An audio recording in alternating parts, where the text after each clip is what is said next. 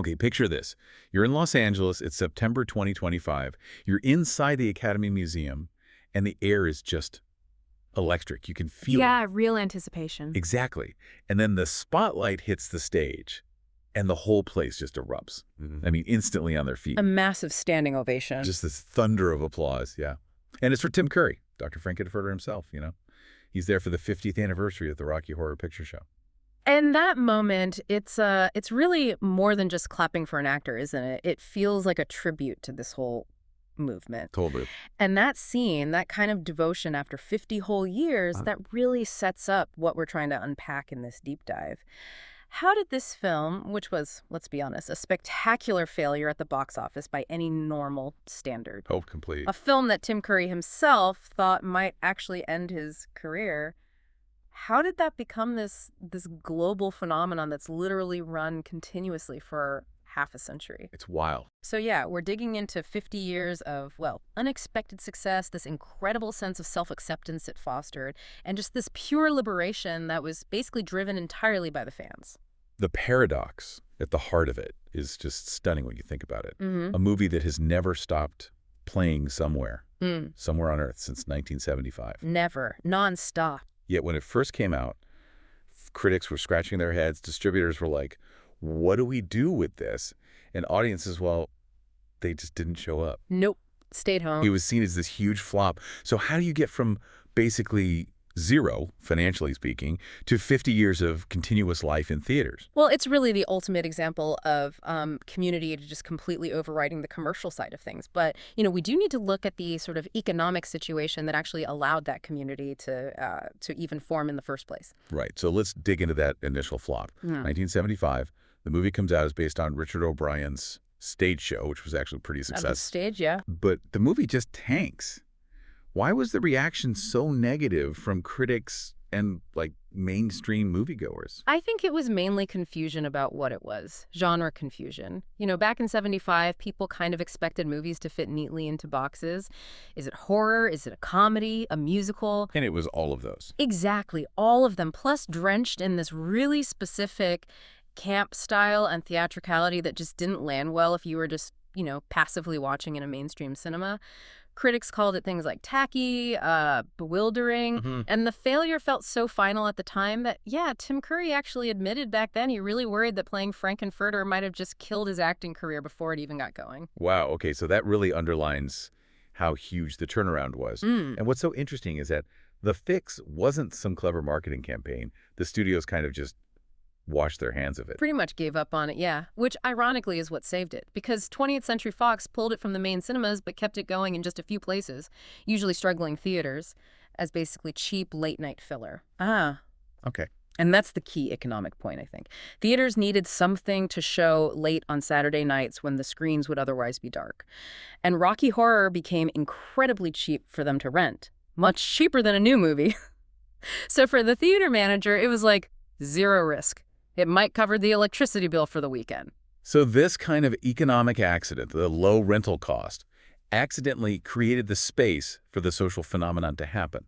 Moving it to late night was the spark for the Midnight Miracle. That's exactly when the audience took over. That's when it stopped being just a movie and started being a ritual. Fans started showing up dressed like the characters, you know, Janet, Brad, Frank. That's a costume. And they started talking back to the screen, shouting lines. It just became this immersive, almost theatrical event, not just watching a film. We always hear about the shouting and the costumes, but let's dig a bit deeper for, you know, our audience. Why those specific lines? It wasn't just random shouting, was it? There were set responses. No, that's the really key thing analytically. It wasn't just improv. These callbacks, as they're known, they developed this structure. These specific lines, this kind of counter dialogue to the film, they evolved over time in certain theaters. But once they were set, they basically became this unwritten second script. Like lore you had to learn. Exactly. If you were new, you had to learn the script to really join in. And this structure did two really important things. First, yeah, it made the audience feel like they were part of the performance, like co-creators. But second, and maybe more crucially, it built this shared, safe social environment. Because everyone knew the rules. Even within the chaos, people felt safe expressing themselves. They were all sort of performing this known ritual together with the film just playing in the background. So it wasn't really about watching the movie anymore. It was like joining this weird specialized theater group every Saturday night. Pretty much, yeah. And right at the heart of that, enabling all that transgression, is Frank-N-Furter. You absolutely cannot talk about why this film lasted without focusing on Curry's performance. Right, Frank-N-Furter. Introduced as the sweet transvestite from transsexual Transylvania. He's just this captivating mix, isn't he? This incredible, almost kind of devilish charm and humor. Yeah, but with this real undercurrent of sadness, vulnerability. Exactly, that vulnerability. It's that specific blend that really lifted it beyond the original stage show. Sources pretty much agree that without Curry, Rocky Horror probably would have just been what the critics first thought, like a clumsy, forgotten adaptation. His presence, his total commitment to the character's ambiguity. Yeah. That's what made it something else. He wasn't just camping it up. He was playing with power, with sex, with loneliness, all at the same time. It's magnetic. And there's a great little nugget about how he actually created the voice, connecting to that idea of subverting things. Curry said the accent, that really iconic Frank-N-Furter sound, is just a very deliberate mix. Oh, yeah. What was it? He blended the sort of regal cadence of Queen Elizabeth II with this super formal, almost posh tone of an old-school BBC radio announcer. Wait, the Queen and the BBC. Like the ultimate symbols of British establishment respectability. Exactly. So he's wrapping this character who represents total chaos in the sounds of ultimate authority. That feels intentionally subversive. Was that part of the appeal for the audience, that felt like outsiders? Oh, absolutely. I mean, the voice itself is this brilliant bit of commentary on class and propriety. It coats absolute social and sexual anarchy in the language of the upper crust, you know? Yeah. It gives him this weird authority even while he's singing about, creating muscle men or doing the time warp. It's like a signal right away. Forget all the normal roles. And that commitment, visually and vocally, Yeah. it leads right into the film's bigger impact, aesthetically.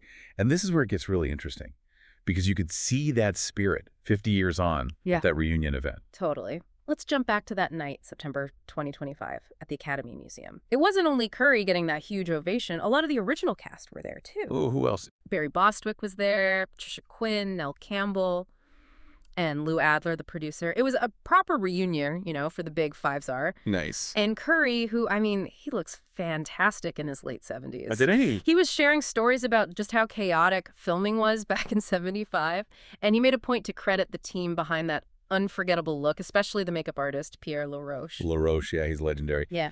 How important was his involvement in making this feel like more than just some weird movie? Did it connect it to something bigger? Oh, hugely important. Because LaRoche was the name in glam rock style at that time. He'd done all that iconic work with David Bowie, especially around Ziggy Stardust. Right, okay.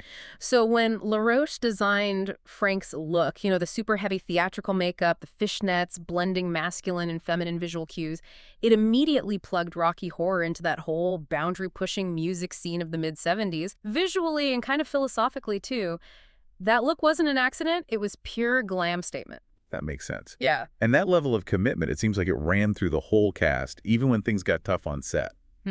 Curry told that story about Susan Sarandon, right, Janet? Yeah, the pool scene story, it's almost legendary.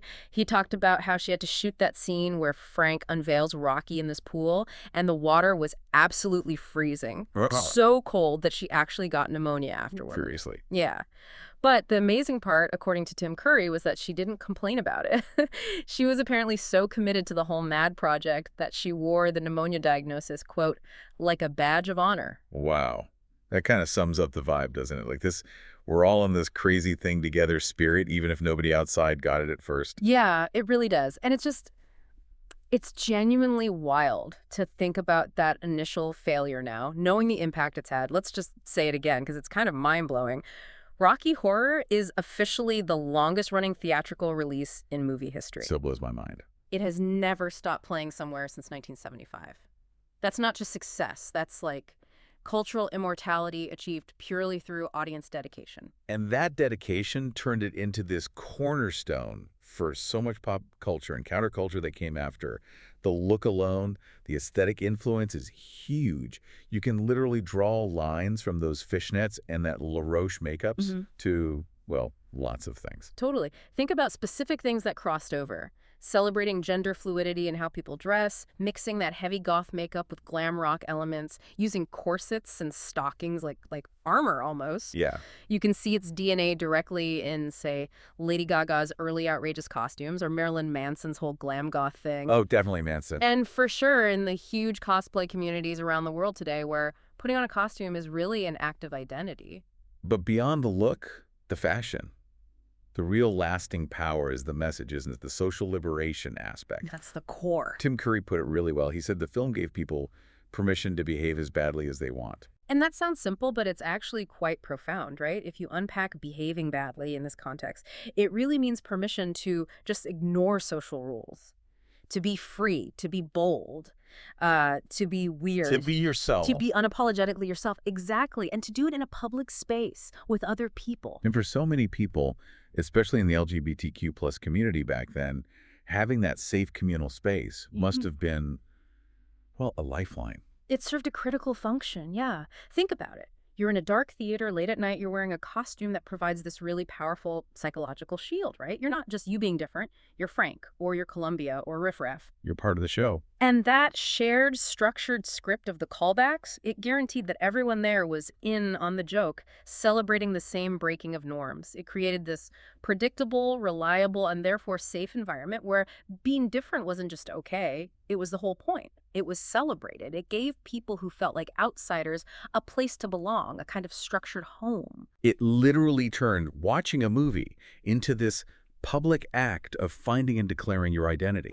And, the story isn't even over. There's new stuff coming out for the anniversary, right? Like that documentary. Yeah, Strange Journey, the story of Rocky Horror. It came out in 2025 to mark the anniversary. And directed by Richard O'Brien's son. That sounds like it would offer really close perspective. Exactly. It just shows that even a phenomenon that's been picked apart for decades still has new angles, new stories about how this tiny budget weird film became this global revolution, really. It's just proof of how a small group can completely reshape culture.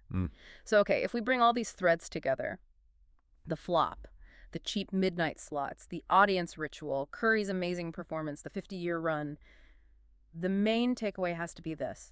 That standing ovation back in 2025. It wasn't just for Tim Curry getting older. It was applause for a whole social movement, for what defines cult cinema, and for the incredible power of these films to help people find out who they are. So what does it all mean? I guess it means that sometimes what looks like failure is actually just the start of something immortal, especially if a dedicated, passionate, maybe slightly weird, but definitely organized community decides, nope, this is ours now. Yeah. Rocky Horror basically showed us that the audience can literally rewrite the ending of a film story, totally ignoring the critics, the studios, the mainstream. The audience wrote the legacy. Yeah. Okay, so as you're thinking about this incredible 50-year journey, we want to leave you with a couple of things to chew on. First, if you ever got the chance to thank Tim Curry for Rocky Horror for Frank, for everything it represents, what specific line from the movie would you actually quote back to him? Ooh, good one. And here's the second, more about behavior. Knowing what we know now about how important that structured ritual, the callbacks, was for the community, if you went to a midnight screening tonight, would you be the quiet one, soaking it all in, learning the lines? Or would you be right there in the aisle, leading the time warp?